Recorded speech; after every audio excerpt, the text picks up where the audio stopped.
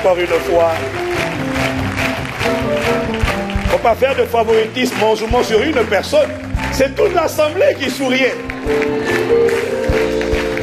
Amen. Allez, fais un dernier sourire pour le Saint-Esprit. Voilà.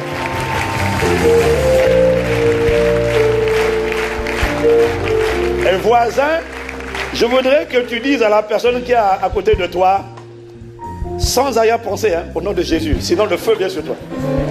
Mais tu dises à ton voisin, t'as un beau sourire, tu sais.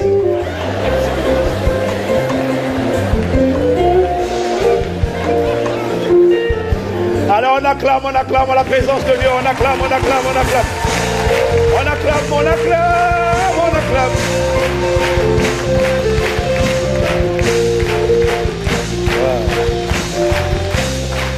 Amen. Amen. Voilà, gloire à Dieu. Et vous asseoir dans sa présence avec un beau sourire encore. Pourvu que ça dure pendant tout le message. Et que rien dans ce message ne te fasse perdre ton sourire. Aucune parole ne te fera perdre le sourire. Et si ta chair n'a pas envie de sourire, ton esprit au-dedans de toi tressaillit. Comme la Bible dit que Jésus tressaillit. Il dit, je te rends grâce, Père. Son sourire ne dépendait pas des circonstances. Ça dépendait de la satisfaction divine. Cette satisfaction soit notre partage au nom de Jésus. Amen, amen, amen. Ce matin, j'ai reçu l'instruction de continuer de méditer avec vous sur le comment enfanter la prophétie lorsque le temps de Dieu est arrivé.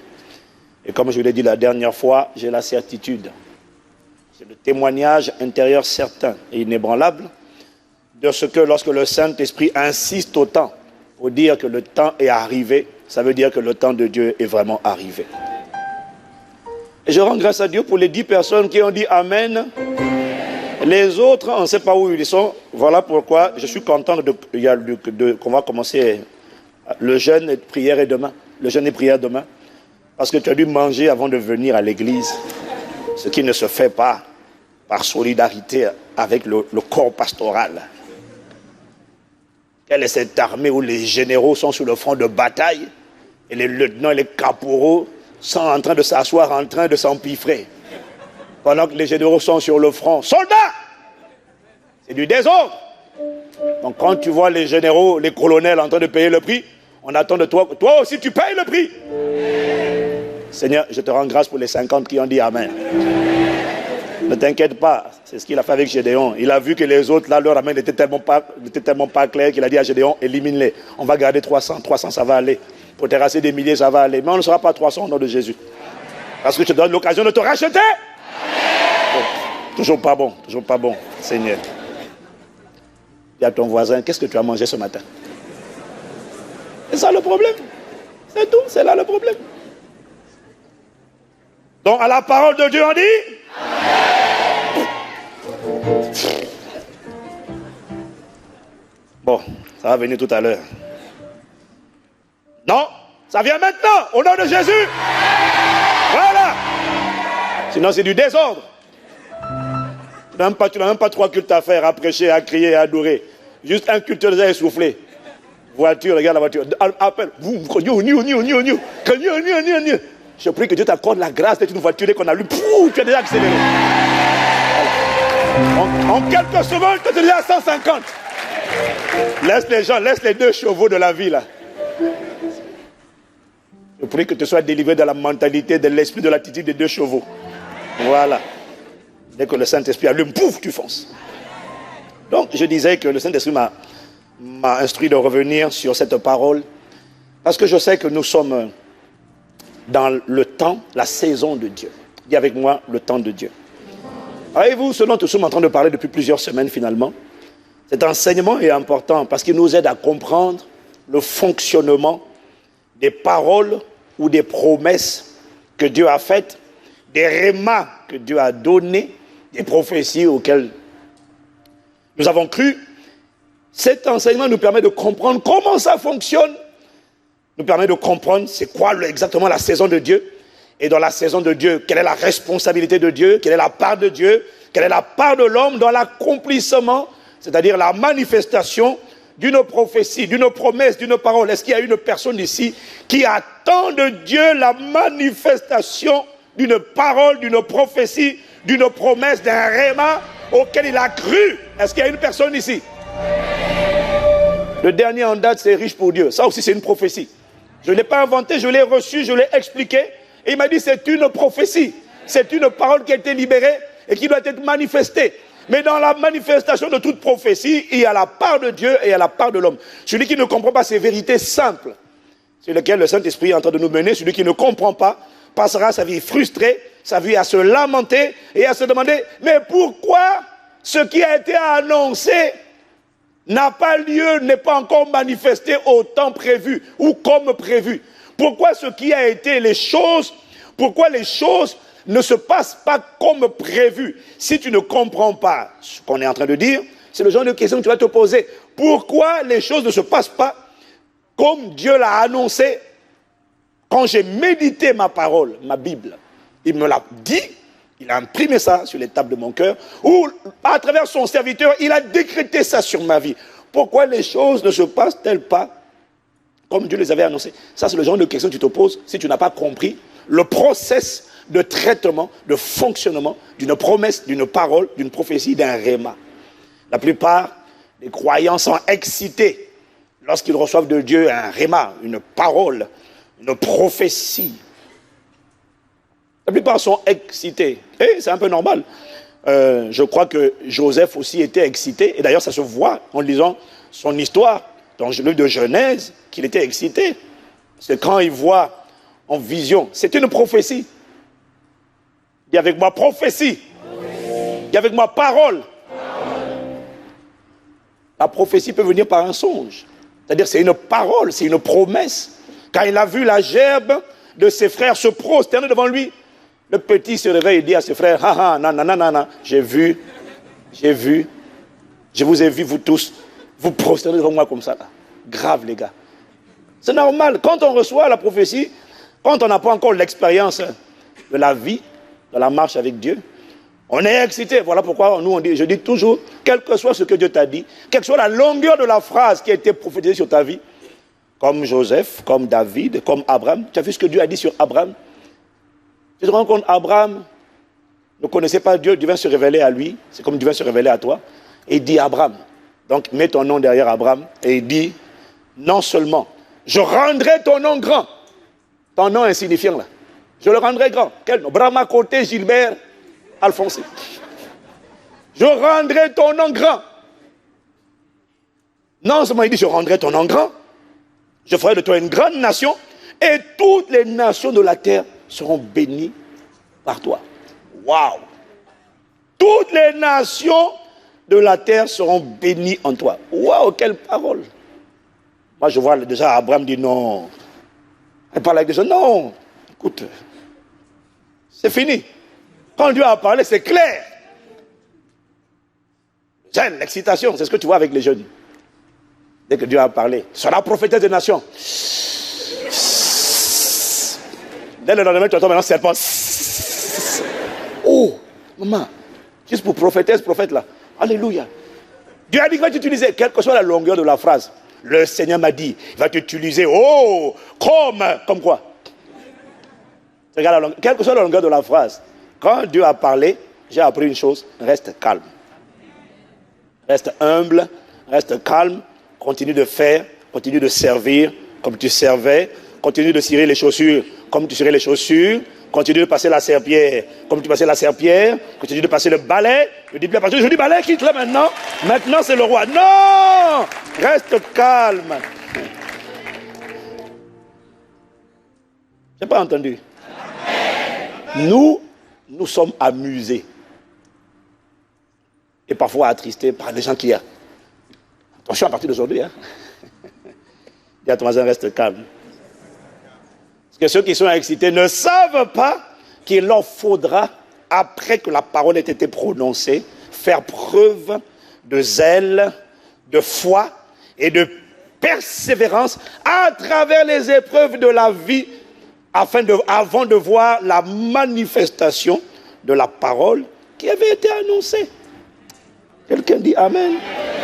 Voilà pourquoi tu dis encore à ton voisin, reste calme. Hein? Ne change pas. Reste simple, reste calme.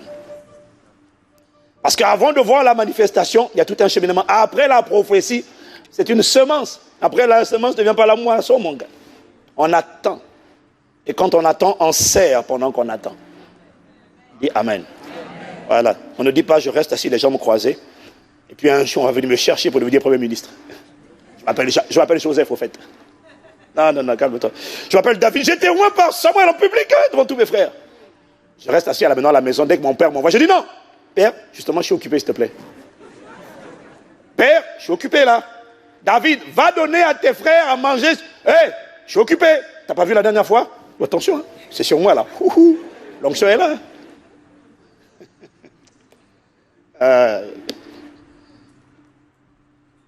Et à ton voisin, reste calme. La vérité, on l'a dit, c'est que toute promesse, prophétie, parole, qui est donc une semence divine, possède une horloge interne, possède un calendrier, une horloge qui indique la période, sa période de manifestation. Autrement dit, toute promesse, prophétie, parole est toujours pour un temps qui est fixé. Et ce temps fixé, c'est ça qu'on appelle le temps de Dieu. Dis-moi Amen si tu me suis. On relit Habakkuk chapitre 2, versets 2 à 3. L'Éternel m'adressa la parole et il dit, écris la prophétie, grave-la sur des tables, afin qu'on la lise couramment. Car c'est une prophétie dont le temps est déjà fixé. L'horloge, dès que la parole a été libérée, à l'intérieur de la parole, de la promesse, il y a un tic-tac, tic-tac, tic-tac. Elle marche vers son terme et elle ne mentira pas. Si elle tarde, attends-la, car elle s'accomplira certainement. Quelqu'un me dit Amen. Elle s'accomplira certainement. Dans Ecclésiaste chapitre 3 au verset 11, la Bible dit, c'est un texte que beaucoup, parce que quand vous lisez la Bible avec une seule version, vous avez des problèmes de confusion dans l'interprétation et dans l'assimilation. Voilà pourquoi c'est important d'avoir plusieurs versions de la Bible à disposition. Quelqu'un me dit Amen. Dans Ecclésiaste chapitre 3 au verset 11, il dit, version du second, il fait toutes choses bonnes ou belles en son temps. Donc certains en lisant ça ont compris que Dieu fait toutes choses bonnes ou belles en son temps. Mais la version Martin est plus explicite. La version Martin dit, il a fait que toutes choses sont belles, il a fait que toutes choses sont belles en leur temps. Ah là c'est plus clair. Dans le temps de chaque chose que Dieu a fait, c'est quand la chose atteint son temps qu'elle devient belle. Quelqu'un me suit et dit Amen. Une grossesse est belle à partir de 9 mois. Quand ce n'est pas 9 mois, les médecins ne sont pas satisfaits. Quand c'est 5 mois, on dit mana. 8 mois, on dit, tiens encore un peu. Ne viens pas encore à temps. Pendant ce temps, les hommes soupirent. Je disais, parce que pour nous les hommes, toutes les grossesses sont trop longues. Les femmes cajolent et caressent leur ventre pendant toute la durée. Elle a l'impression que franchement, le temps ne passe pas. Mais nous, on trouve ça très long. Parce que c'est un temps. Non, il faut parler au nom de... Il faut parler. Il faut plaider pour les hommes. Parce que c'est un temps qui dure. Hein? Parce que tu vois ta femme grossir, grossir, grossir. Et tu dis, mais où est celle que j'épousa? Oh ben ouais, tu fais, oh ben oui, l'homme est visuel, hein? Et tu pries que vivement, dès que l'enfant est sorti, chérie, on revient. On a une semaine pour tout revenir comme c'était au commencement. Alléluia. Voilà pourquoi il ne faut pas épouser une femme seulement pour son physique. Il faut épouser une femme pour ce qu'elle est dans sa globalité. Hein? Oui, oui. Oui, oui. Les frères là. Oh pasteur, je l'aime. Tu l'aimes quoi? Tu ne la connais pas. Tu ne l'as jamais vu, tu dis tu l'aimes. Espèce d'embrouilleur. En fumeur. Tu as appris la science de l'embryologie ou pas, ICC. Il ne la connaît même pas. Oh, je l'aime. Il se base seulement sur le physique. En fait, ce qu'il veut dire, c'est j'aime la chair. Papa, il n'y a pas que la chair dans une femme.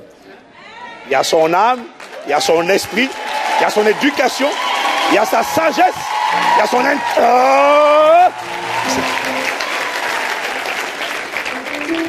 Apprends auprès des gens expérimentés.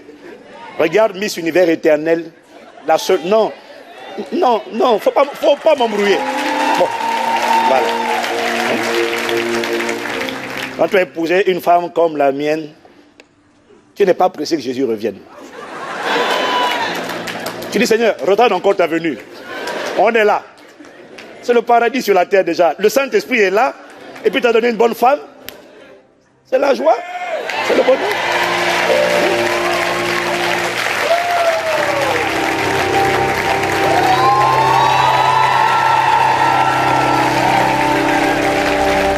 Je suis en train de chercher des regards. Si je t'attrape, toi là. Dis-moi gloire à Dieu. Une grossesse n'est belle qu'à partir de 9 mois, pas avant. Et nous avons donc dit que lorsque le temps de Dieu est accompli, il y aura toujours la part de Dieu et la part de l'homme. On a dit que tant que ce n'est pas le temps que Dieu a fixé, c'est pour ça que le Saint-Esprit nous a enseigné sur Hébreux 6, verset 11 à 12, qu'on a lu la dernière fois. Tant que le temps de Dieu n'est pas fixé, c'est là en fait qu'on doit faire preuve de zèle, de foi et de persévérance, parce que quand le temps n'est pas encore arrivé pour l'accomplissement, la manifestation ou l'enfantement, c'est là qu'on serre la ceinture, on ne pousse pas, parce que ça ne va pas sortir, mais on tient ferme, on garde la grossesse, on garde la parole, on protège le dépôt, parce qu'il est hors de question que le bébé sorte. Il n'y aura pas d'avortement au nom de Jésus. Donc on endure les malaises, on endure les frustrations, on endure les questions auxquelles on n'a pas de réponse, parce qu'il y a plusieurs questions auxquelles tu n'auras pas de réponse. Quand la femme est enceinte et quelles sont les douleurs, on lui dit seulement ce sont les douleurs. Mais c'est quoi? Pourquoi les nausées? On ne sait pas pourquoi, maman endure seulement. Il y a des réponses et des questions auxquelles on n'aura pas de réponse. La seule chose que tu dois faire, c'est garder le zèle, garder la foi, garder la persévérance, parce que tu seras combattu par toutes sortes de voix qui viendront étouffer la voix de la prophétie, la voix de la parole ou encore la pensée que Dieu a imprimée sur les tables de ton cœur. La promesse à laquelle tu as cru sera attaquée par toutes sortes de pensées, la chair avec ses passions et ses désirs, le monde à travers les gens qui vont te dire, ah, mais où est donc ton Dieu? Toujours questionner ton Dieu, ta fidélité. Ah, mais je vois que tu as un problème, hein. Mais les symptômes, mais ça ne passe pas. Mais la situation ne change pas. Mais ton dossier, ça n'avance pas. Ah! Ah! Et non, il y a des gens qui vont dire, arrête de parler. Et quand il continue, non, mais je vais là. Tu changes de fréquentation, tu changes de relation. D'ailleurs, tu coupes son téléphone, tu supprimes. Arrête d'entretenir des relations avec des gens qui sont sans cesse là à te tourmenter, à te harceler comme Pénina. Pénina qui tourmente Anne à chaque fois. Il y a des gens, il faut couper la fréquentation. Dès qu'elle vient, tu sors de la salle. Voilà. Tu es un messager de mauvaises nouvelles. Tu sens mauvais. Tu as toujours des mauvaises... Non, pas spirituellement, physiquement. Spirituellement, tu sens. Dès que tu arrives dans la pièce, les lumières s'éteignent toutes seules. Allez. Oh, laisse-moi. Il y a des gens à qui tu dois imposer l'ordre.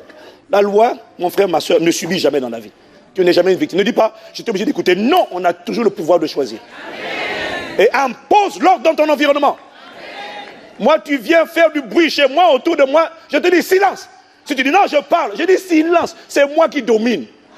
Je suis habité d'un esprit de domination, d'un esprit supérieur. Ce n'est pas d'écrasement, mais je domine. Tout ce qui veut m'intimider, m'effrayer, je domine au nom de Jésus.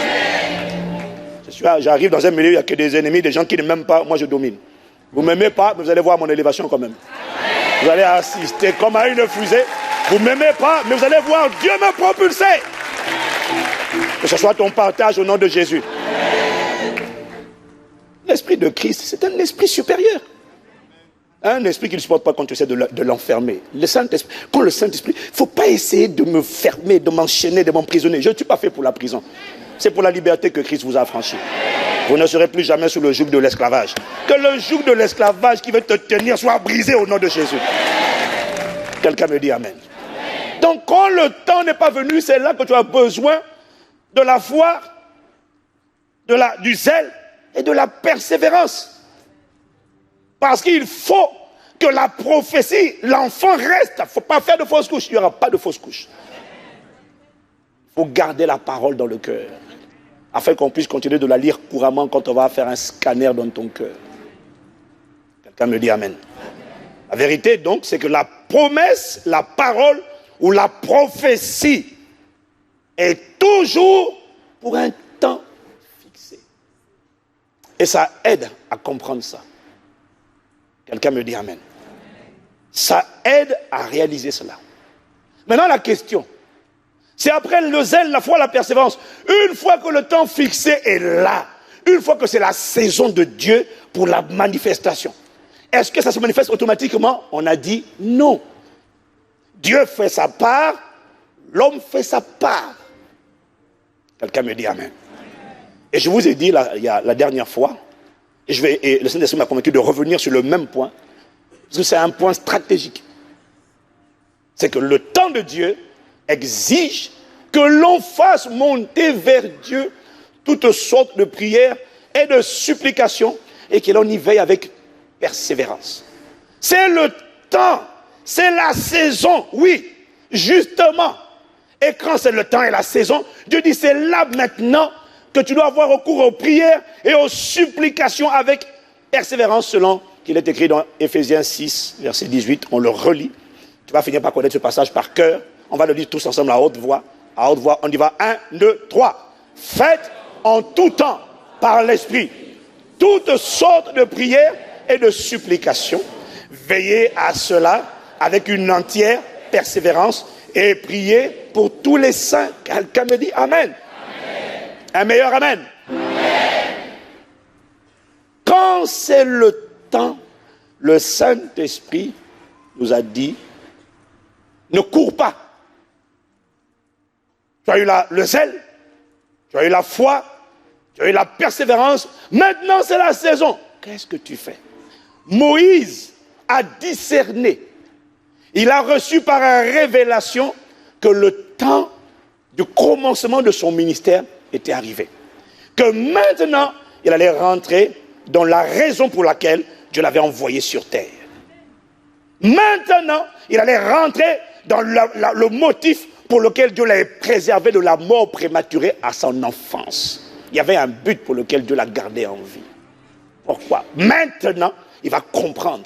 Et la Bible nous dit dans Actes chapitre 7 au verset 23, qu'à propos de Moïse, la Bible nous dit qu'il avait 40 ans lorsqu'il lui vint dans le cœur, à cœur, de visiter ses frères, les enfants d'Israël. Dis avec moi, c'était un réma. Beaucoup ne comprennent pas comment vient le réma, comment Dieu parle. Écoute-moi, tu ne pensais pas tu n'avais pas ce fardeau. Ce n'était pas pressant en toi. Tu étais juste en train de prier, tu priais ou tu t'attendais juste à Dieu et soudainement, le premier jour, il y a une pensée forte qui vient sur les tables de ton cœur. Et cette pensée ne te quitte pas. Elle est là le deuxième jour. Tu pries, tu dis, recule cette pensée. Je suis dans le palais de Pharaon, je suis bien chez Pharaon, je suis bien nourri chez Pharaon. Pourquoi quitter Pharaon pour aller là-bas, aller dans un truc que tu ne connais pas, tu vas à l'aventure, je suis bien ici. Mais la pensée vient te presser, elle te presse, va voir tes frères, fais ça, va à tel endroit. Abraham, quitte la famille de ton père. C'est un réma, ça vient et ça revient. Une parole qui vient et qui revient et qui revient et qui revient sans cesse est une parole que Dieu est en train de te donner. C'est une instruction. C'est ce qu'on appelle un réma. Tu n'as pas besoin d'avoir un songe. C'est une forte conviction. Et plus tu tardes, moins tu as la joie. Tu as la nourriture de Pharaon. Tu as les connexions dans le palais de Pharaon. Mais tu te sens triste parce que tu ne sais pas ce que tu es en train de faire chez Pharaon. Je m'ennuie chez Pharaon. Je sens que mon cœur bat. Je ne sais pas exactement dans quoi je rentre. Je ne sais pas où je vais aller. Mais je sens que mon cœur a envie d'aller là-bas. C'est un réma qui est en train de te dire, c'est le temps. Oh, Seigneur, accorde-nous la grâce de réaliser. Dis avec moi, c'est le temps. Et Impact Centre Chrétien, je suis venu vous dire que c'est notre temps, c'est sûr. C'est notre temps. C'est la saison. Dieu a dit, c'est maintenant. Tout ce que vous voulez voir pousser, faites juste votre part, vous allez voir la manifestation. Oh, dis avec moi, c'est le temps. Dis, c'est mon temps. Donc, Moïse a discerné. Moïse a reçu un réma. Dieu lui a dit, va voir tes frères. Le gars n'est jamais allé là-bas. Va voir tes frères, les enfants d'Israël. C'était un réma. Sauf que Moïse a commis une erreur. Il a senti que c'était le temps. Mais quand Daniel a vu que c'était le temps, qu'est-ce qu'il a fait Daniel? Daniel, quand il a vu que c'était le temps, il a eu recours à la prière et à la supplication. Il a vu le temps qui approchait. Si on était à quelques années de la manifestation de la prophétie qui disait que Israël devait rester captif à Babylone, esclave pendant 70 ans. Après 70 ans, Dieu dit, je reviendrai, je les délivrerai moi-même, je les ramènerai à Jérusalem, en Israël. Daniel a vu à travers les livres que le temps arrive. Qu'est-ce que Daniel a fait? Il a eu recours aux prières et aux supplications. Moïse a vu que le temps était arrivé. Qu'est-ce qu'il a fait? Il a dit, allons-y. Parce qu'il était puissant en parole, puissant en sagesse, avec la sagesse des hommes, avec ses paroles. Il pensait qu'il allait faire la différence, alors qu'il aurait dû faire comme Daniel. Premièrement, comme c'est le temps, avoir d'abord recours à la prière et aux supplications, afin que le chemin soit balisé sur le plan spirituel, que Dieu ferait la voie, avant que toi tu n'ailles voir Pharaon. Ne va pas voir Pharaon, ne va pas essayer de libérer tes frères, tant que le chemin n'a pas été balisé. Vous n'avez pas compris. Ouais. L'expérience nous a enseigné et a montré que dans plusieurs cas, l'expérience m'a brisé, a brisé plusieurs personnes que je connais. Tu connais la connexion, tu as les relations, tu connais le chef de l'État, tu connais le ministre, tu connais l'autorité, tu connais le directeur, tu connais le maire. Et alors, tu te dis non, c'est le temps, alors je vais aller directement, comme je le connais, il me connaît, si je vais lui soumettre le problème. Un tel m'embête, monsieur le directeur, monsieur le PDG, monsieur le ministre, monsieur le président, il y a telle personne qui essaie de mettre des bâtons dans les roues, je suis venu pour que tu interviennes. Et parfois tu vas, tu plaides ta cause, comme Esther, elle a plaidé sa cause. Mais Esther avait discerné qu'avant d'aller plaider ta cause auprès du roi, il faut d'abord que le chemin soit balisé. Oh, Seigneur, accorde-nous la grâce de comprendre que même quand c'est le temps de la libération, même quand c'est le temps du salut, il faut d'abord balayer le terrain, baliser la voie sur le plan spirituel, parce que tu peux connaître le gars, être sa femme, mais tu vas. Et puis quand tu parles, il ne connecte pas. Et même pire, si Esther n'avait pas prié, le chemin n'aurait pas été balisé, elle aurait été tuée. Pourquoi? On ne se présentait pas devant le roi, même quand on était sa femme. Il fallait d'abord la faveur. Il fallait d'abord que la piste d'atterrissage spirituel soit frayée. Moïse n'a pas compris ça. Il a compté sur sa force, sa capacité, son intelligence, sa sagesse, sans avoir recours comme Daniel aux prières et aux supplications. Le résultat de cela, c'est que son ministère a été retardé de 30 ans. En fait, la Bible nous dit dans le livre de Exode 12, au verset 41, que c'est au bout de combien d'années? Combien d'années? Au bout de 430 ans que le peuple d'Israël est sorti d'Égypte. Dieu avait prophétisé combien d'années à Abraham? Il avait dit combien d'années? 400. Moïse, on sait qu'il a fui dans le désert pendant 40 ans. Si tu me suis, je vais entendre Amen. Amen. Ça veut dire, calcul arithmétique, 430 années, moins 40 ans, ça fait 390. Ça veut dire que quand Moïse a eu le réma, c'était la saison de Dieu, Moïse était en avance même sur la parole. Il aurait pu faire en sorte d'abréger la souffrance du peuple 10 ans en avance. Il aurait pu faire en sorte d'entrer dans son couloir 10 ans en avance. Il aurait pu simplement commencer en avance, parce que le temps de Dieu, ce n'est pas un temps calendaire, c'est une saison, une période. Il y a des fruits qui commencent dès le début de l'été, d'autres au milieu de l'été, d'autres à la fin de l'été. Mais je prie que Dieu nous accorde la grâce de manifester les fruits dès le début. Ça veut dire qu'on peut être en avance. On n'est pas obligé d'être en retard, on peut être en avance. Mais comme Moïse n'a pas eu recours à la prière, à la supplication, pour crier à Dieu pour que le chemin soit balisé, ce manque de discernement, ce manque de compréhension, il a cru que le temps de Dieu, ça veut dire que tu vas le faire comme ça. Ce manque de discernement lui a coûté 30 ans de retard. L'avance a été perdue, un retard a été créé. Je prie que dans ta vie, le retard ne soit pas créé au nom de Jésus, et que ton avance soit maintenue et soit confortée dans le nom de Jésus. Et je déclare que tu seras en avance au nom de Jésus. Ça veut dire que ce qui devait être manifesté à un certain temps, toi tu le verras se manifester en avance, nous le verrons se manifester en avance dans le calendrier de Dieu. Il y aura de l'avance. J'ai dit il y aura de l'avance. Normalement, on disait qu'il fallait attendre 25 ans. Il y aura de l'avance. Il fallait d'abord que tu aies tel document, tel document, tel document. Je ne sais pas de quoi je parle, mais il y aura de l'avance. La guérison, la libération était pour telle période, mais il y aura de l'avance. Dans le nom de Jésus, dis-moi un meilleur amen.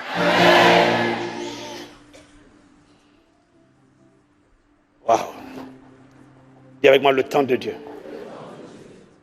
Voilà pourquoi le temps de Dieu exige d'abord qu'on fasse monter à Dieu des prières et des supplications. Je vous ai dit qu'il y a des prophéties, il y a des paroles, il y a des promesses qui vont exiger qu'on fasse monter à Dieu des supplications avec des prières. Et je vous ai dit que Jésus lui-même a dû, alors que la promesse de sa résurrection était certaine, Dieu a dit, il va ressusciter. Tu ne permettras pas que ton sang voie la corruption. C'était dit. C'était annoncé par les prophètes. Les prophètes ont dit, quand Jésus regarde les livres de l'Ancien Testament, d'abord, le Père, parce que Jésus connaît les Écritures, il a avalé les Écritures. Il dit Amen. Donc il sait que cette parole vient de Dieu. Et si jamais il a oublié la parole, ce qui n'arrivera pas, mais il sait que les prophètes ont prophétisé, selon lesquels il est écrit que tu ne permettras pas que ton sang voie la corruption. Donc il n'y a aucun risque que tu vois la corruption, tu es sûr de ressusciter. Ton corps ne va pas se dégrader, il va se décomposer. Tu es sûr de ressusciter. Mais il n'empêche,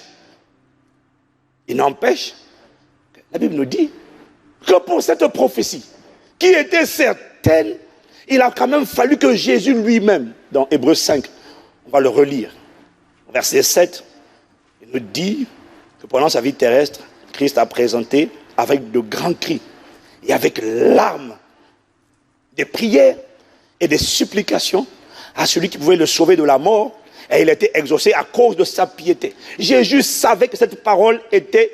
Jésus savait que en allant à la croix, il allait pour ressusciter. Il allait pour payer le prix, mais il allait pour ressusciter. Mais en voyant le prix à payer, en voyant ce par quoi il allait traverser, Jésus était saisi d'angoisse.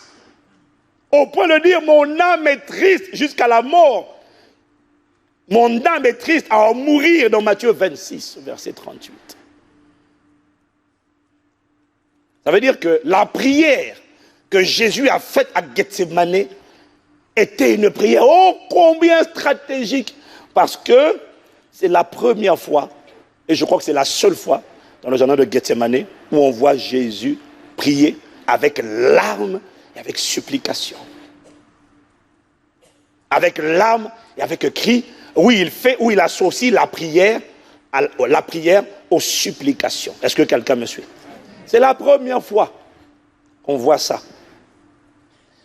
Dans tous les évangiles, quand on parle de Jésus qui priait, jamais vous n'allez voir que Jésus a prié avec des supplications. Partout c'est écrit, Jésus monta sur la montagne pour prier. Jésus priait en un certain lieu. Jésus dit qu'il faut toujours prier. Il priait en un certain lieu. Il monta sur la montagne pour prier. Mais là, il dit, dans Hébreu, qu'il a fait monter avec de grands cris et avec larmes des prières et des supplications. Alors, le Saint-Esprit m'a dit, si Jésus, dont Pierre nous dit qu'il nous a laissé un exemple, afin que nous suivions ses traces, dans 1 Pierre 1 au verset 21. Si Jésus, dont Pierre nous dit qu'il nous a laissé un exemple, afin que nous suivions ses traces, si Jésus a dû présenter avec cris, avec larmes, des prières et des supplications à Dieu pour obtenir l'accomplissement, la manifestation d'une parole qui lui avait été donnée déjà, promise, alors le Saint-Esprit m'a dit, soyez certains que nous tous, si Jésus nous a montré le chemin, nous n'échapperons pas à cette vérité. Quelqu'un dit Amen. Ça veut dire que chaque enfant de Dieu devra apprendre à faire monter vers Dieu des prières et des supplications pour voir la manifestation de ce que le Seigneur t'a promis. Mais la réalité, c'est que ce ne sont pas tous les sujets. Ce ne sont pas tous les sujets de prière, tous les fardeaux de prière qui ont besoin que l'on joigne les supplications aux prières. Dis avec moi, supplication. C'est là que je dois revenir parce que le Saint-Esprit m'a éclairé davantage. Vous savez qu'on apprend tous les jours à l'école du Saint-Esprit. Si c'est vrai, dis Amen. Des fois, tu comprends aujourd'hui, le lendemain, tu arrives, il t'explique encore plus en profondeur. Et tu lui dis, mais pourquoi tu ne m'as pas expliqué cette profondeur hier? Et tu n'as pas la réponse, bien évidemment. Mais tu es reconnaissant de ce que tu as reçu, la révélation. Voilà, donc je vais entendre ton Amen. Amen. Voilà. Et avec ma supplication. Ce ne sont pas tous les sujets de prière, toutes les paroles qui exigent le recours à la supplication. La prière, nous connaissons déjà. Je l'ai dit la dernière fois, ce que nous connaissons moins, c'est la supplication. On n'ajoute pas les supplications à toutes les prières. On ajoute les supplications pour les promesses, les paroles que l'on désire ardemment. On ajoute les supplications pour les sujets de prière, pour les promesses dont le non-exaucement nous attriste, nous frustre, nous coupe l'appétit, nous fait gémir, nous fait baisser la tête, nous fait pleurer notre âme, fait soupirer. Parce que la réalité, c'est que ce ne sont pas toutes les promesses qui te donnent envie de pleurer, de baisser la tête, de gémir, qui te donnent à l'intérieur de toi envie de te lamenter. Il y a des promesses, tu dis à Dieu, en réalité, tu te dis à toi-même, si ça s'accomplit, c'est bon. Si ça ne s'accomplit pas, bon, on va gérer, on vivra sans. Mais Anna, tu dis, ah non, Seigneur, pas celle-là. Pas ça, s'il te plaît. Ça, je sais quelle est ta volonté. Je sais ce que dit ta parole. Mais dans ce domaine-là, pour ce point précis-là, non, je n'accepte pas le silence comme une réponse. Non. Il y en a d'autres qui disent, c'est pas grave, je peux vivre avec, je peux vivre sans. Mais il y en a, est-ce que quelqu'un est en train de comprendre de quoi je suis en train de parler? Il y en a, je ne sais pas si pour toi, je sais pas si pour toi, il y a des sujets, tu dis, bon, ça, si ça vient, ça va. Toi, bon, la voiture, tout ça. Ok, la maison, on peut vivre. Mais ça, non. Non. Pourquoi? Je suis dans mon droit légal. Je suis en ligne avec la parole de Dieu. C'est la volonté de Dieu. Alors je prie que cette volonté soit faite sur la terre, comme elle est faite au ciel, qu'ainsi il en soit sur la terre. Et si tout le monde me dit oui, mais dans ta famille, personne, non. Non. Pour ce genre de sujet, tu sais que c'est une parole. Tu sais que c'est une prophétie. Tu sais que c'est une promesse. Tu sais que Jésus est mort et ressuscité. Il a donné sa vie. Tu sais que c'est dans ton héritage. Tu dis non. Il y a des portions de l'héritage, si on n'en voit pas la manifestation, ce n'est pas un drame. Mais ça, non, Seigneur, non, s'il te plaît, pas ça. Pour cette parole-là, pour cette prophétie-là, tu auras besoin d'associer à la prière ou aux prières les supplications. Est-ce que quelqu'un me suit? Dis avec ma supplication. Il y a des paroles, quand elles ne sont pas encore manifestées, parfois tu manges juste parce que tu dois manger. En réalité, si tu écoutais ton âme, parfois tu n'as même pas envie de manger. Est-ce que quelqu'un comprend de quoi je parle? Non, toi tu dis j'ai toujours envie de manger. Ok, laisse tomber. J'avoue, pasteur, j'aimerais bien ne pas manger, mais je confesse que j'ai toujours envie de manger. C'est parce que toi, tu ne crucifies pas ta chair avec ses passions et ses désirs. Crucifie-la! Pas remarqué que tu donnes tout le temps à manger, et plus tu donnes à manger, plus on les réclame. Plus tu donnes, plus on dit encore. Jusqu'à ce que...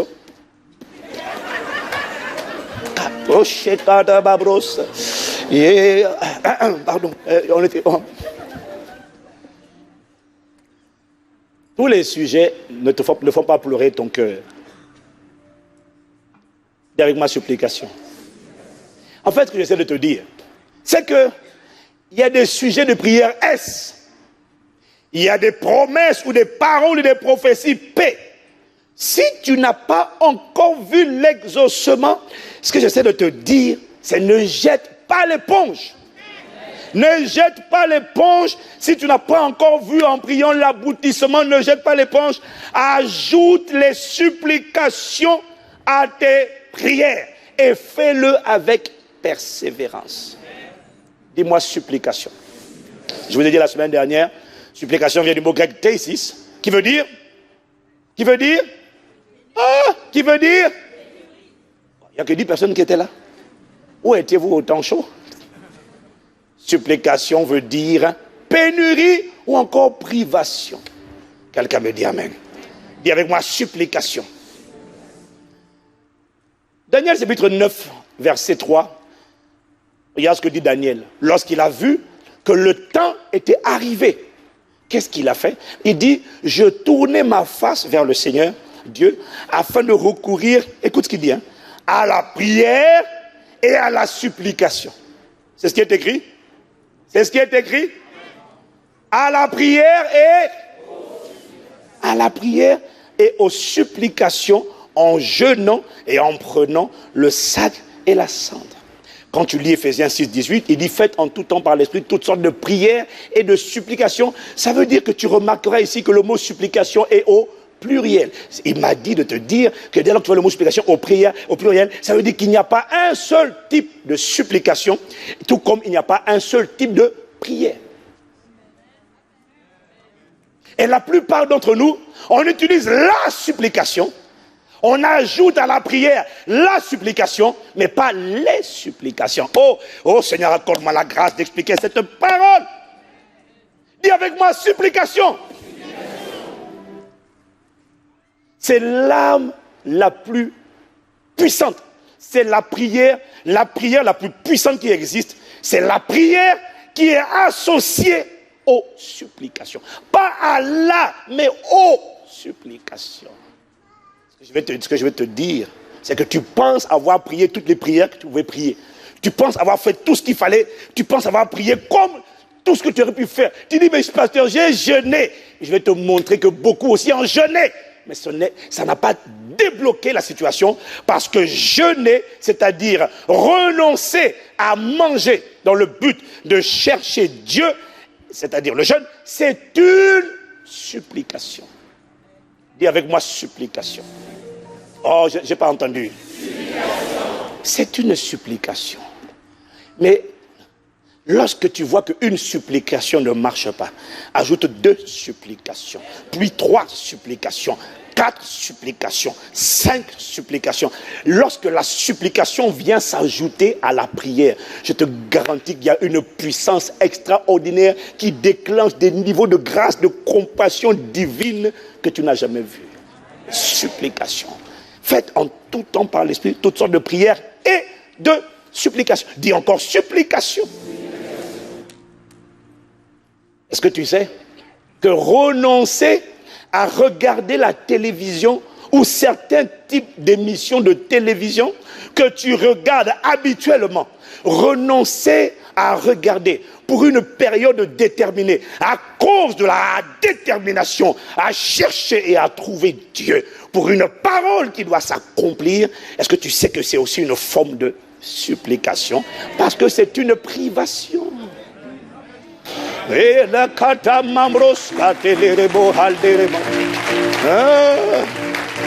C'est pour ça que je rends grâce à Dieu pour ton sourire de tout à l'heure. Parce que si jamais il disparaît maintenant, au moins j'ai été abreuvé de ton sourire de tout à l'heure. J'étais encouragé déjà. Dis avec moi, supplication. Renoncer à aller pendant une période déterminée où on cherche Dieu. Est-ce que tu sais que renoncer à aller sur les réseaux sociaux, aller chatter, ça va? Oui. Et toi? Oui. Ma famille? Moi? Photo? C'est ce que tu as l'habitude de faire. Est-ce que tu sais que renoncer, te priver de Facebook pendant un temps, parce que tu dis Facebook, excuse-moi, mais il y a un enfant qui doit sortir. Excuse-moi, mais il faut que j'enfante, juste pendant cette période-là, il faut que j'enfante. J'ai tant besoin de toi, j'ai tant besoin de toi. Pas de toi Facebook, je parle à Dieu. J'ai tant besoin de toi. Lorsque tu mets les choses de côté, tu dis excusez-moi. D'abord avec Dieu, là, il faut que ça change cette histoire. Ton pied, mon pied, oh, je t'en prie, Seigneur. Souviens-toi de ta fidélité. Agis, pas à cause de moi, mais à cause de ton nom, à cause de ta parole, à cause de ce que je suis appelé de ton nom. Je t'appartiens, je suis ton temple sur la terre. Ne laisse pas ta parole ne pas s'accomplir. Tu as dit dans ta parole, quiconque espère en toi ne sera pas confondu. Seigneur, et quand tu pries comme ça, et que tu enlèves Facebook et Twitter, et que tu enlèves les aliments. Là, tu n'es plus dans une supplication, tu es dans moins 2, 3 supplications.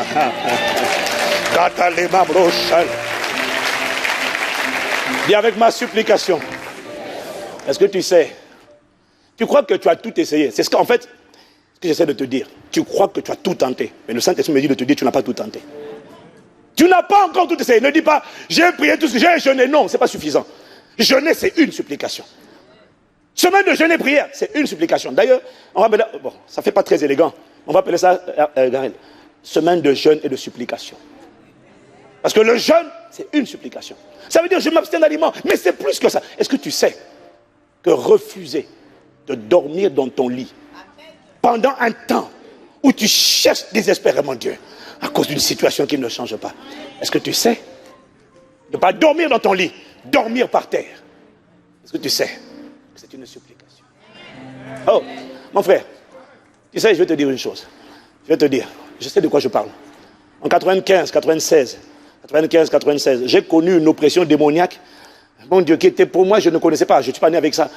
J'ai juste eu un manque de sagesse, j'ai tenté Dieu, j'ai dit une phrase que je n'aurais pas dû dire parce que je voyais mon frère qui souffrait, qui était oppressé, et j'ai dit, mais pourquoi les démons qui l'oppressent là ne viennent pas m'oppresser moi? Je venais de me convertir, donc je n'avais pas la sagesse. J'étais zélé mais sans sagesse. Et j'ai déjà raconté ce témoignage, mais pour quelqu'un qui n'était pas là, c'est toujours bon de rappeler ce genre de choses, parce que ce jour-là, à l'instant où j'ai dit ça, les minutes qui ont suivi, quelque chose a commencé à tourner autour de ma tête comme un cactus, et puis il a commencé à me frapper, me taper sur la tête, ça tournait sur toute la tête, ça cognait. Donc j'étais, aïe, c'est quoi ça, aïe. Je savais que j'avais péché. J'ai demandé pardon à Dieu. J'ai dit, Seigneur, je te demande pardon. Vraiment, je te demande pardon. J'ai péché, tout ça là. Rien. La chose continue de me cogner. Alors, j'appelle mon pasteur en Italie. Mon pasteur qui était un pasteur ghanéen. Fire! Le pasteur dit, mais c'est quoi, Ivan? Qu'est-ce que tu as fait? Je lui explique ce que j'ai fait. Il dit, let us pray. Et puis il prie. In the name of Jesus, I plead the blood. I plead the blood. I plead avec le sang. Au nom de Jésus. Il parle. Quand il a fini de prier, la chose continue de se balader sur ma tête sans problème. Ça continue de tourner sur ma tête, je ne comprends pas. Le seul moment où j'avais la paix, c'est quand je dormais, quand j'étais sous la douche. Sinon, tout le reste de la journée, quelque chose était en train de tourner autour de moi et de me taper, de me cogner la tête, J'ai dit, mais ça, c'est quoi? Alors, j'appelle mon pasteur qui était à Paris, qui était pasteur Daniel, qui est mon père spirituel, spécialiste du combat spirituel. Le pasteur Daniel prend, je voyais déjà même au téléphone les postures de kata qui faisaient Shekaba, au nom de Jésus de Nazareth. Et il a parlé, commandé. Priez, feu, il a invoqué tout ça. Et quand il a fini de prier, il a raccroché, il dit ça va aller. Et quand il a dit ça va aller, la chose continue toujours de tourner sur ma tête. Ça continue de tourner sur ma tête. Et je me disais, mais c'est pas possible de vivre avec ça parce que c'est vraiment, ça t'oppresse. C'est là que j'ai compris ce que c'était qu'une oppression. Quand les gens disent quelque chose se balade dans mon corps, je sais ce que c'est. Pasteur, prie encore. Mais la vérité, c'est que je ne sais pas comment je dois prier. Parce que moi aussi, les pasteurs, ils ne manquaient pas d'onction, ils ont prié, rien ne s'est passé. Donc il se peut que le pasteur prie et puis rien ne se passe. Ce n'est pas que le pasteur n'a pas d'onction, c'est juste qu'il ne sait pas pourquoi ça ne bouge pas. On n'a pas toutes les réponses. Et Dieu ne nous montre pas tout. Voilà pourquoi le Saint-Esprit m'a dit, ce que je suis en train de vous dire là, ça a plus de puissance que les prières que nous disons au nom de Jésus. Parce que parfois on croit qu'il suffit de dire au nom de Jésus, esprit d'infirmité sort, esprit de truc sort, et puis la situation est réglée. La vérité, l'expérience et l'observation nous montrent qu'il faut être plus humble que ça. Ce n'est pas juste une question de réciter des phrases que je connais. Non, frère, on a tous récité des phrases, on connaît. Il y a même un pasteur prophète. Il dit non, moi, les gens, je ne comprends même pas comment on met du temps à chasser des démons là. Moi, des démons, comment depuis, c'est pas là, tout ça là. Il dit, donc, j'ai le téléphone, j'ai dit quoi? Il dit non, quand on chasse, ils doivent sortir. Je ne comprends pas comment on peut traîner à chasser un démon pendant 2 heures. Je dis, bon, je l'ai appelé, je lui ai dit, bon. Toi, tu dis que... Donc, tu veux dire que les démons, là... Toi, tu chasses des démons en quelques secondes seulement, comme Jésus. Tu es sûr? Il dit, non, mais c'était dit dans un contexte, toi aussi. J'ai dit, mais les gens écoutent ça sur Internet. Ils vont dire, celui qui met 2 heures, il n'est pas aussi loin que l'autre qui a dit ça. Il me dit, mais pasteur, il y a même des cas où moi je fuis. Il me dit, il y a des gens, quand je vois, je dis, non, je fuis. Tellement je sais que c'est compliqué. Il y a des cas. Est-ce que quelqu'un me suit? Et ça a duré 2 semaines. J'allais au travail. J'étais oppressé. Au bout de 2 semaines, je décide d'aller voir le médecin. J'étais en Italie il y a 1000 ans. Je vois le médecin. J'explique au médecin que j'ai quelque chose qui se balade sur ma tête, qui fait tout le tour, qui me cogne. Je vois le médecin, le regard du médecin. Il dit, mais sicuramente è un'allergia. Hein? Allergie. Je sentais qu'il n'était pas convaincu lui-même, mais bon. Il dit, je vais vous donner alors je vais vous prescrire des gouttes. Alors il me donne des gouttes. Le jour où je mets les gouttes, je rentre à la pharmacie, je vais à la pharmacie, dès que je mets les gouttes, c'est comme si j'ai provoqué le démon. Ce qui était sur ma tête a commencé maintenant à se promener sur tout mon corps. Boum, boum, boum. J'ai dit, oh là là, j'ai aggravé la situation. Ça me cognait. Un cactus qu'on te cogne, on te pique. Et je me souviens, c'était après 2 semaines. Le pasteur Daniel a prié. Le pasteur Emmanuel a prié. J'avais même fait 1 jour de jeûne. C'était une supplication. Et là, ça n'avait rien donné. Alors ce jour-là, je me rappelle pour la première fois de ma vie, j'ai dit à Dieu, si tu n'agis pas, moi je ne suis pas né avec ça.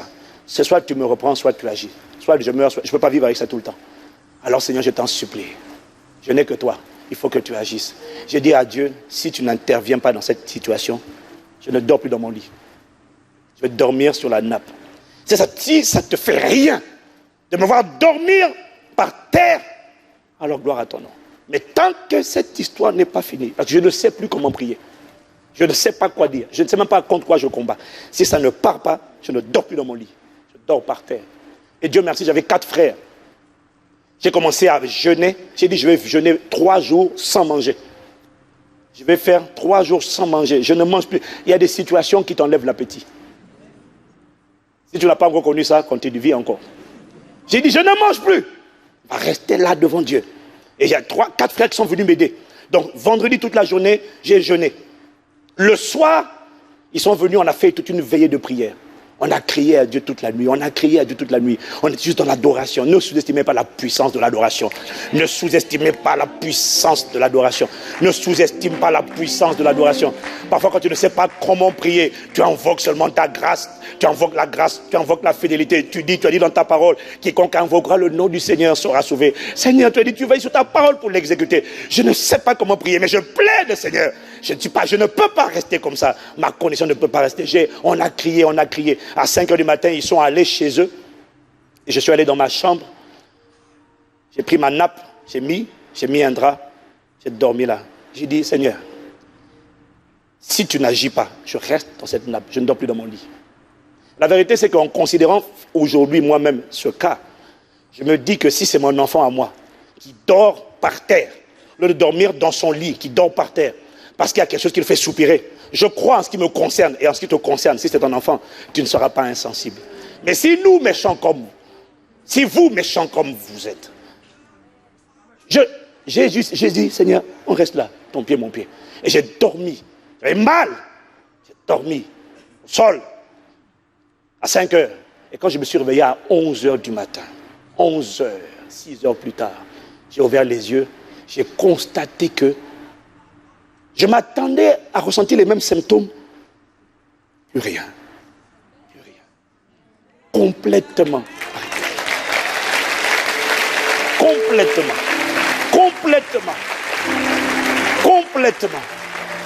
Et c'est hier que le Saint-Esprit me disait, mais est-ce que tu te rappelles? Ce que tu as fait, c'était une privation. C'était une supplication. Sauf que tu as ajouté le jeûne à la privation. C'était plus une, c'était des supplications. Ce que j'essaie de te dire, c'est que tu n'as pas encore utilisé tous les arsenals qui sont dans l'armoire à exaucement de Dieu.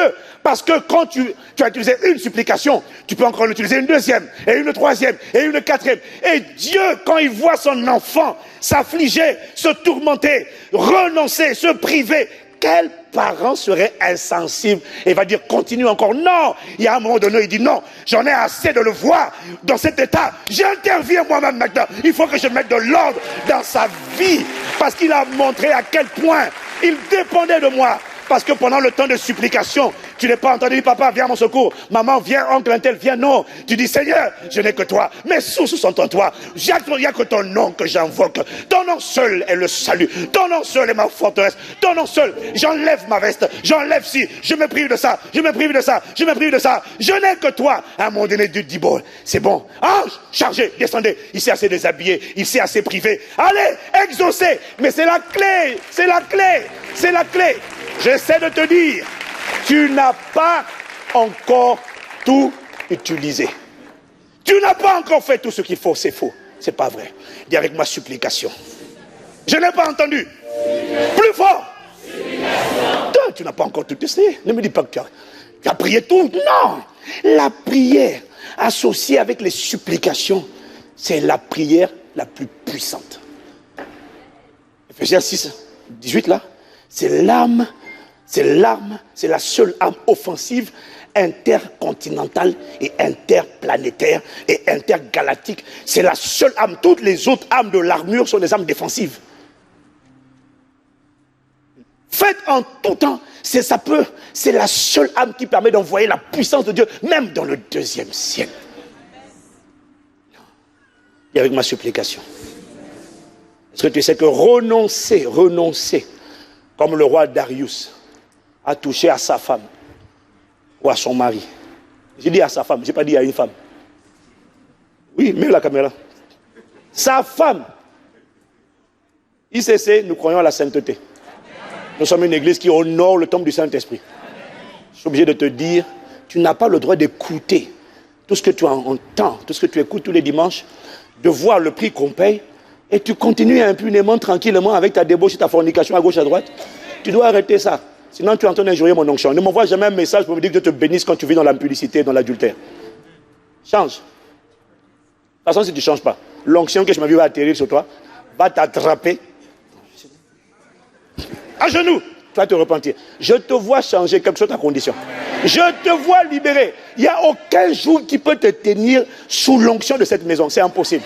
Je vois ce jour brisé. C'est impossible.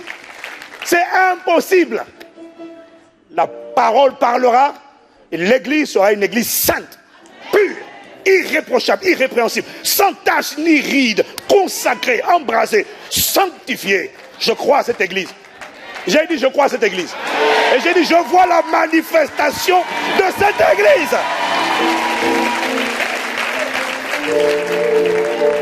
Les gens qui disent ah non, moi je vais rester dans la souillure, tu vas fuir. Si tu cherches Dieu et que tu reconnais que tu es faible et tu veux devenir fort, la force vient sur toi pour te libérer. Merci pour les 50 personnes qui ont dit Amen. Renoncer comme le roi Darius a touché à sa femme pendant une période donnée. C'est une supplication. Dans Daniel 6, verset 18, le roi Darius, quand il a été pris au piège, on lui a fait voter une loi qui condamnait Daniel. Le roi ne voulait pas la mort de Daniel. Il a été pris au piège. La Bible nous dit, le roi, verset 18, le roi se rendit ensuite dans son palais. Il passa la nuit à jeun. Dis avec moi supplication. Je n'ai pas entendu. Ensuite il dit, il ne fit point venir de concubine auprès de lui. Dis encore supplication. Et il ne put se livrer au sommeil. Dis encore supplication. 3 supplications dans une même nuit.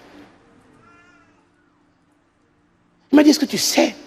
La Bible dit dans 1 Corinthiens 7, verset 5, 1 Corinthiens 7, verset 5, il dit, ne vous privez point l'un de l'autre, si ce n'est pour un certain temps, afin de vaquer à la prière.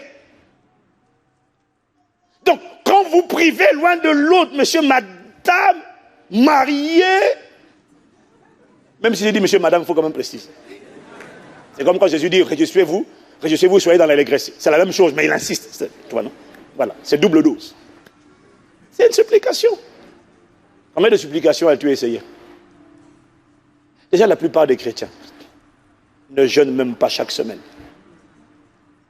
Ils prient, ils ne jeûnent pas. Et même quand même tu jeûnes, c'est une supplication. Il dit, faites en tout temps par l'Esprit toutes sortes de prières et de supplications. Est-ce que quelqu'un me suit? Je n'avais pas compris, je n'avais pas réalisé jusqu'à ce que mon esprit soit ouvert, mon intelligence, pardon, soit ouverte pour comprendre que renoncer à dormir la nuit volontairement pour prier, c'est-à-dire ce qu'on appelle veiller de prière, je n'avais pas compris que c'était une supplication. Je dis au sommet, quitte là, sommet, quitte. Quitte. Quand tu commences à dormir, tu te lèves, tu fais les 100 pas. Tu vas, tu prends l'eau. Non, on doit enfanter. C'est la saison. Pourquoi tu fais tout ça? Mais non, il y a un enfant qui doit sortir. Pas un, il y a des enfants spirituels. Il y a des grossesses spirituelles qui doivent sortir de moi. Et j'ai compris que Dieu fait sa part. Mais ma part, c'est faire monter toutes sortes de prières et de supplications. Dis encore supplication. Renoncer pendant un moment au cours duquel on va chercher Dieu. Est-ce que tu sais que renoncer à manger de la nourriture raffinée, huile, aloco, poulet braisé, tout ce que tu aimes là, renoncer à manger de la nourriture raffinée et à boire les boissons que tu aimes boire, vin, soda, 7-Up, Coca, Fanta, non Fanta il n'y en a pas ici, tout ça là, tonique, je ne sais pas quoi. Moi, je bois l'eau. Si tu bois l'eau, c'est bon. Est-ce que tu sais que renoncer pendant un temps où tu cherches désespérément Dieu, renoncer à manger des mets délicats, des mets raffinés, comme Daniel chapitre 10, au verset 3. Daniel dit, je n'ai mangé aucune nourriture raffinée. Le mot raffiné est laissé à ton appréciation. Il dépend de ton âme et de ton palais. Il n'est rentré ni viande, ni vin dans ma bouche. Et je ne me suis pas parfumé jusqu'à la fin des 3 semaines. Waouh! Tu vois, Daniel a jeûné 3 semaines, mais ce n'était pas que le jeûne, c'était pas la seule supplication, parce que la plupart d'entre nous, on jeûne. Est-ce que quelqu'un me suit? Si moi j'ai bientôt fini. La plupart d'entre nous, on jeûne. Mais après 20h, 21h, quand il rentre à la maison, chargez, fais venir, amener, affluer, viens, mets-la, mets, bois, aval, cuvez. Il y en a qui finissent même une bouteille de coca chaque soir. Oh, gloup, gloup, gloup. Et puis il dit, Seigneur, là, en attendant le lendemain à 6h, il peut dire, là c'est le jeûne là. Oh, on est en jeûne. C'est une semaine de jeûne et prière. Frère, à partir d'aujourd'hui, le jeûne et prière à Impact Centre Chrétien prend une nouvelle dimension. Maintenant, quand on dit jeûne et prière, ça sera prière et supplication. Ce n'est pas juste privation d'aliments, mais c'est désormais, même quand tu rentres à la maison, pendant la semaine de jeûne et prière, éloigne de toi ce que tu aimais, juste pour la période. C'est fini. Pasteur, vraiment, oui. Pourquoi? Il faut que ce qui doit être manifesté soit manifesté.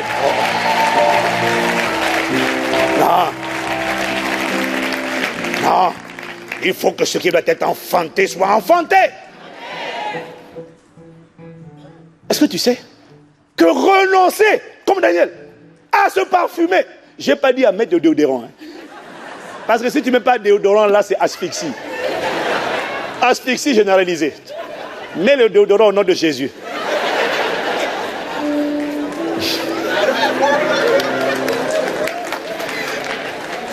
Mais est-ce que tu sais que renoncer, parce que tu cherches Dieu, renoncer à mettre le parfum, quand tu mets le parfum là, tu mets sur la tête. Là. Fouf, fouf, fouf, fouf, fouf, fouf. C'est pour ça que quand tu vas dans la rue, ça, tu t'es parfumé, c'est pas pour toi que tu t'es parfumé, tu t'es parfumé pour la planète. Mais c'est un plaisir. Et c'est pas mauvais. Voilà pourquoi la privation de ça, c'est un message que tu envoies à Dieu. C'est une supplication. Il y a plusieurs formes de supplication. Et lorsque tu additionnes à ta prière plusieurs formes de supplication, ta prière prend une impulsion, une intensité sans précédent. Oh Seigneur, accorde-nous la grâce de réaliser que nous n'avons pas encore tout essayé, nous n'avons pas encore payé le prix comme tu penses avoir payé le prix. Non, associe la supplication à tes prières. Et faisons-le avec persévérance. Ça veut dire, on le fait ce mois, une semaine. Et comme je disais au premier culte, désormais, les semaines de jeûne et prière finissent le samedi soir. Vendredi, quand tu repars, ne descends pas tout. Attends samedi soir. Nous voulons faire une semaine, pas 5 jours. Je n'ai pas entendu. Tu n'es pas obligé. Hein. Je parle aux gens qui disent il faut que ça sorte. Je ne raterai pas ma saison. Nous ne raterons pas notre saison. C'est-à-dire il y a trop de choses qui doivent sortir de nous. Dieu croit en nous, il nous demande de faire notre part. Voilà pourquoi il nous envoie cette parole. Dieu ne prend pas plaisir à ta mortification. Mais Dieu te pousse à presser. Cette prière, associée à la supplication, est-ce que tu te rends compte que ça a plus de puissance que toutes les prières qu'on peut faire, déclarer au nom de Jésus? Non! Le Saint-Esprit m'a convaincu, à la lumière de ma propre expérience et de l'expérience de beaucoup de personnes, que cette prière, cette façon de prier, à ajouter la prière, aux prières, ajouter les supplications, est inarrêtable. Ça sera inarrêtable dans nos vies au nom de Jésus. Quelqu'un me dit encore Amen. C'est la plus puissante forme de prière, tant dans l'Ancien que dans le Nouveau Testament. Et je finis en vous disant, le Seigneur m'a montré, m'a remémoré, qu'en réalité, dans la Bible, dans l'Ancien comme dans le Nouveau Testament, la plupart des miracles extraordinaires ont eu lieu lorsque l'Église ensemble, voilà pourquoi il ne dit pas fait en tout temps, il dit faites. La plupart des miracles, des percées surnaturelles ont lieu lorsque c'est tout le corps qui vient ensemble faire par l'Esprit toutes sortes de prières et de supplications et qui le font avec persévérance. Ils le font, on le fait ce mois-ci, on le fera le mois prochain, une semaine maintenant, une semaine après, et je vous prépare pour un jeûne de 21 jours au mois de juin parce que j'ai la conviction qu'avant de passer à la deuxième période de l'année, il faut que nous ayons fait notre part, baliser le terrain. Daniel a pris 21 jours. Daniel a pris 21 jours. Nous prendrons 21 jours.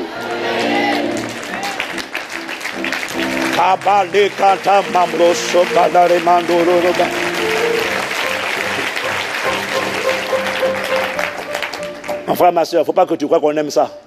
Personne n'aime ça. Moi, pas plus que toi. Non, c'est juste que je refuse de laisser passer cette saison sans avoir fait notre part. C'est lorsque l'Église se met ensemble et je me suis souvenu, à chaque fois qu'on a dit 12 jours de prière, 12 jours de jeûne et prière, à chaque fois, 5 jours, c'est dans ces moments-là qu'il y a eu des miracles surnaturels. J'ai le père de gars qui a la sono, qui a été guéri d'un cancer, qui avait été... On n'a même pas prié pour lui. C'est là que j'ai découvert que c'est là qu'il y a des miracles, il y a des témoignages, il y a des percées surnaturelles. Lorsque l'Église s'assemble ensemble pour faire monter vers le trône de la grâce toutes sortes de prières et de supplications et qu'ils y veillent avec persévérance. Avec persévérance, ça veut dire on le fait maintenant, on le fait le mois prochain, on le fait le mois suivant. On le fait jusqu'à quand? Jusqu'à ce qu'on voit l'accomplissement visible, parce que nous sommes dans la saison de Dieu, dans le temps de Dieu, mais nous ne laisserons pas le temps de Dieu passer sans avoir enfanté.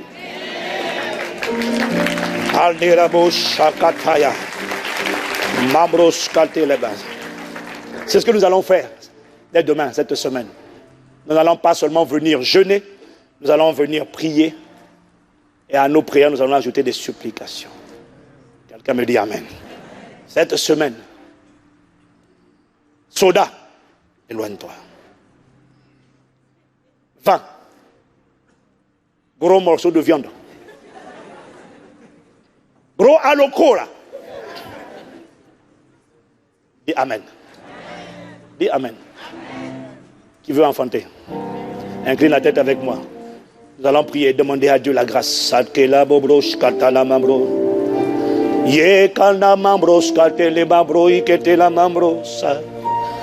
Nous allons demander à Dieu de nous fortifier. Nous allons demander à Dieu de nous fortifier, de nous disposer.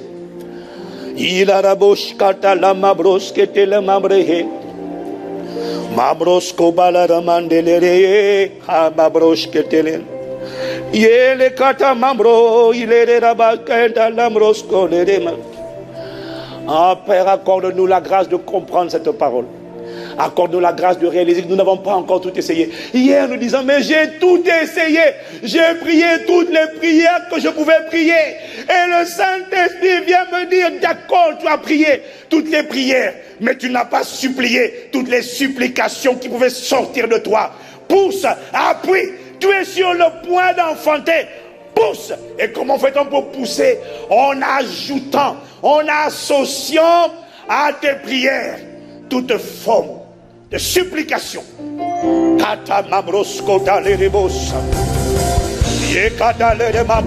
Demande à Dieu de te fortifier.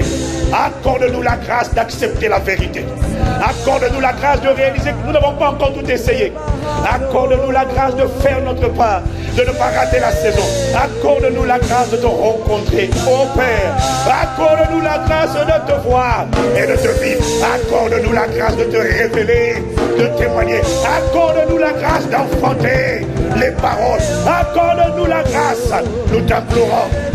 Kate lebros kata mama ile rebos. Ika mambros sekele labo. Ye kata mambros sekele maha. Ibrahim de kababros sokama melema. Dispose le cœur.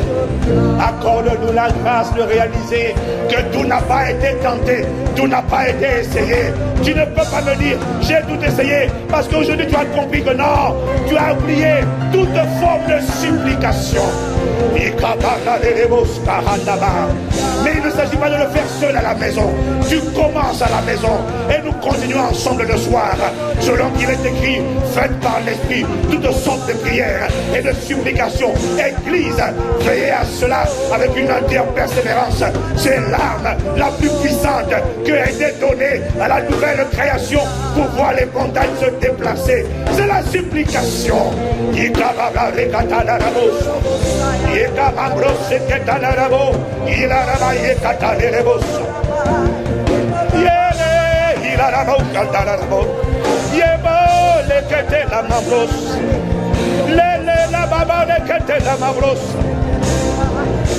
Il est là-bas, il est caté, il est là-bas. Prosoka mamere de baba, il est là-bas. L'irama chata de l'eremosa. Fortifie l'église. Mamroche que l'eremo. Fortifie-moi, Seigneur, Jésus-Christ, mon sauveur. Fortifie-moi. Je te prie. Lorsqu'une femme va accoucher, elle a besoin d'être fortifiée. Il faut que je pousse et j'ai besoin de